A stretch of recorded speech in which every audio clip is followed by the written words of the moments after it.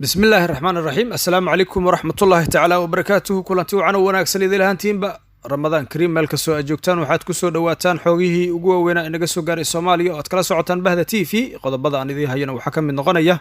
وزيرك وزارة مالية حكومة الصوماليا عبد الرحمن دعالة بيلا أو شاقي إن لعقيه كبك ميزانية لغا قوستي الدولة دا إذا ما فربضان أو كتيرسان ميليتريغا الصوماليا أو كسو هرجيستي مدو كوررسيغا loo sameeyay dowladda Soomaaliya oo Muqdisho soo gaaray xalayto iyo xaaladda oo kacsan wararkii ugu dambeeyay ayaan idinkaga hayaa qodobada kale waxa ka mid noqonaya Jubbaland oo shaacisay sida ay u aragto go'aankii ka soo baxay midowga Afrika qodobada kale waxa ka mid noqonaya dilal qorsheysan oo xalay ka kala dhacay gobolka Shabeellaha Hoose iyo magaalada Muqdisho qodobadaas iyo qodobo kale aan idin qarinaya ayaa saaxiibayaal idinkugu hayaa bahda TV ee waqti wacan ayaan idin rajeenayaa kuna soo dhawaada mar kale iyo xogihii ugu xasaasana inaga soo gaaray Soomaaliya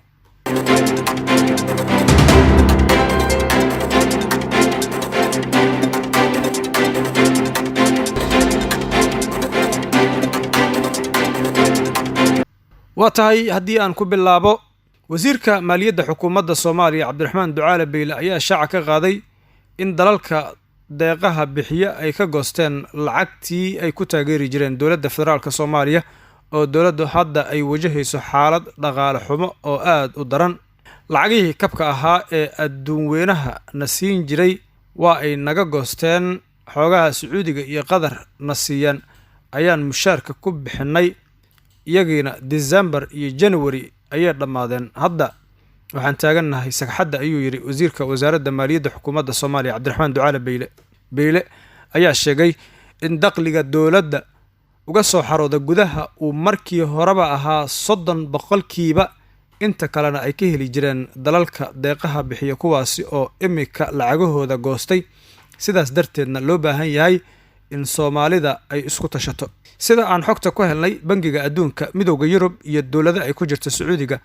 ayaa joojiyay lacagihii ay ku kabi jireen dowladda federaalka Soomaaliya waxaana sababta lagu sheegay in mudaharaadka dowladda uu dhamaaday muranka siyaasadeed iyo ku tagrifalka awoodeed ay ku dhaqmayso dowladda Soomaaliyana uu sii xoogaystay waxaa sidoo kale jirta cabsi xoogan oo ku aadan in Soomaaliya ay isku rogtay nidaam kalitalis ah dowladda Sacuudiga ayaa horay sidan oo kale u joojisay miisaaniyad 10 milyan oo ay siin jirtay Soomaaliya markii uu socday go'doomintii Qatar hase yeeshee waxa ay dib u soo celisay markii uu markaasi hagaagay xiriirka Soomaaliya iyo Sacuudiga iyadoo lacagtiina ka dhigtay 5 milyan oo dollar arinta ugu weyn ee wasiir Beyle uu shaaca ka qaaday ayaa ah in xitaa Qatar ay bixin weysay lacagtii ay ku taageeri jirtay dowladda federaalka Soomaaliya oo la rumaysan yahay in saaxiibkeeda koowaad Qatar markaasi dowladda federaalka Soomaaliya ay tahay waxaana suurtagal ah in cadaadis uu kaga yimid midowga Yurub iyo Mareykanka dhinaca kale ciidamo ka tirsan militariga Soomaaliya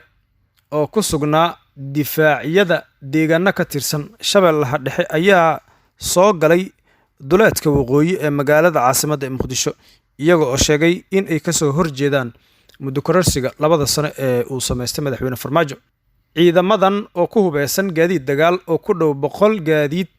ayaa qaarkood gudaha u soo galay magaalada caasimadda Muqdisho gaar ahaan degmada Kaaraan kuwa kalena waa ay ku soo wajahan yihiin sida aan xogta ku helnay markii arintan ay ka warheshay madaxtooyada Soomaaliya ayaa waxa wadooyinka qaar ee magaalada Muqdisho la dhigay ciidamo kale kuwaasi oo xiray dhowr isgoys oo caasimadda bahda TV ayaa sidoo kale waxa ay heshay in madaxweyne Maxamed Cabdullaahi Farmaajo uu ku amray taliyaasha ciidamada xoogga dalka General Odawa Yusuf Raage in uu ka hortago ciidamadaasi waxaana General Odawa uu gaaray deegaanka Sheekh Cali Cabdulle oo ciidankaasi taliyaashooda ay ku sugan yihiin isaga oo kula kulmay Colonel Sanay Cabdulle oo hogaaminaya ciidamadaasi hase yeeshee kulankooda ayaa noqday mid aan waxba ka soo bixin Colonel Sanay Cabdulle Gaab ayaa sidoo kale sida aan xogta ku helnay waxa uu u sheegay General Odawa Yusuf Raage in ciidamada ay ka soo horjeedaan muddo kororsi isla markaana ay maanta mowqifkooda warbaahinta u cadeyn doonaan iyaga oo qabanaya shir jiraa'id sidoo kale Farmaajo ayaa amray madaxweynaha Hirshabelle Cali Cabdullaahi Xuseen Guudlaawe inuu arintan wax ka qabto maadaama taliyaasha ciidamadan ay isku heeb yihiin hase ahaatee cali cabdulaahi xuseen guudlaawe oo la xiriiray saraakiisha ciidamada ayaa ku guuldaraystay dalabka farmaajo in la fuliyo. dhinaca kale magaalada muqdisho ayaa waxaa ka socda dhaqdhaqaaqyo ciidan iyo saansaan aan wanaagsaneen iyada oo dowladda ay isku dayeyso in ay xakamayso ciidamada kasoo horjeeda muddo kororsiga oo sii kordhaya. dowladda federaalk soomaaliya ayaa horey waxay ula tacaali weysay taliyihii hore ee ciidanka booliiska gobolka banaadir genaraal sadaq john oo ciidamo fara badan ku haysta xaafadda ishiir kale ee degmada hodan kadib markii isna uu diiday muddo kororsiga.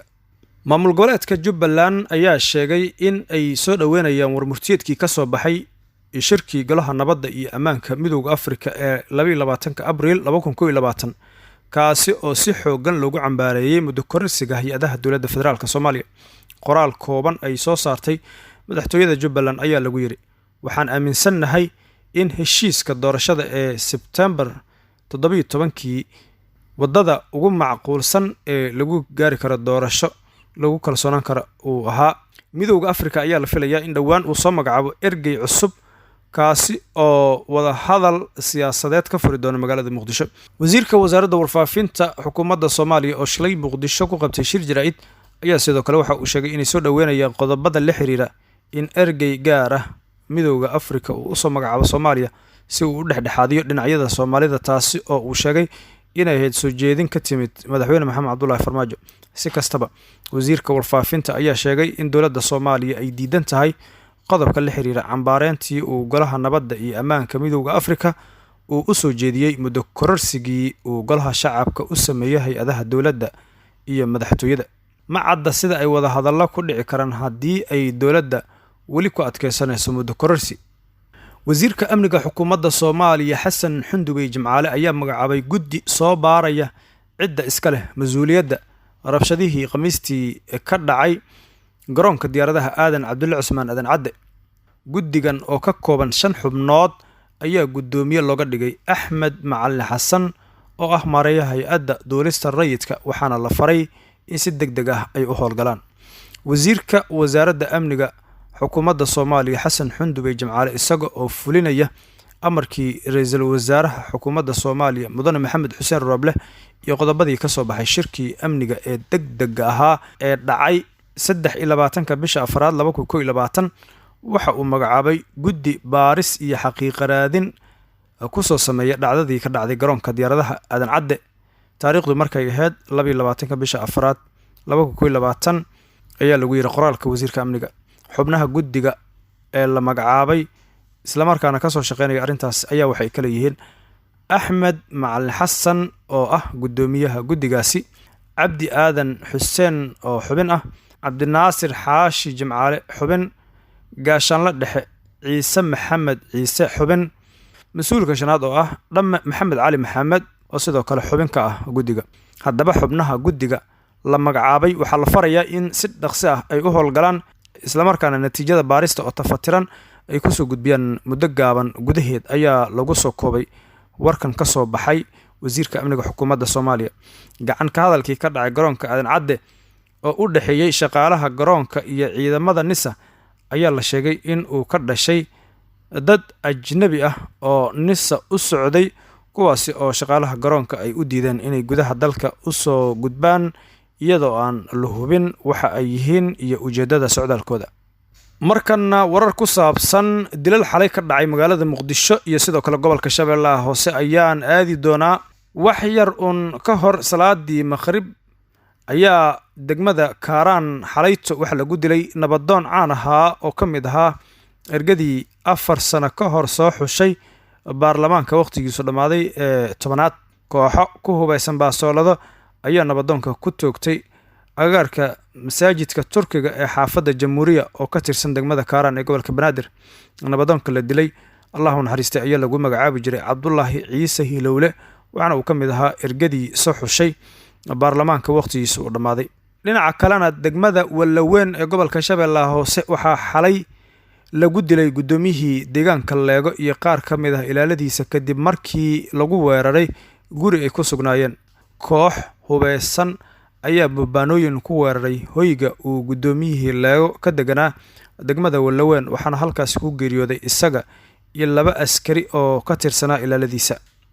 sidoo kalena askar kale ayaa la sheegaya in dhaawacyo ay ka soo gaareen. Mas'uuliyiin ka tirsan maamulka degmada Wallaweyn ayaa sidoo kale waxa ay noo sheegeen geerida gudoomiye Gudcur waxaana magaalada ka bilowday howlgallo lagu baacsanayo kooxdii fulisay weerarkaasi. guud ahaan wanageta xogihii ugu waaweynaa inaga soo gaaray Soomaaliya oo kala socoteen Bahda TV. Ramadan Kariim ayaan idin leenahay.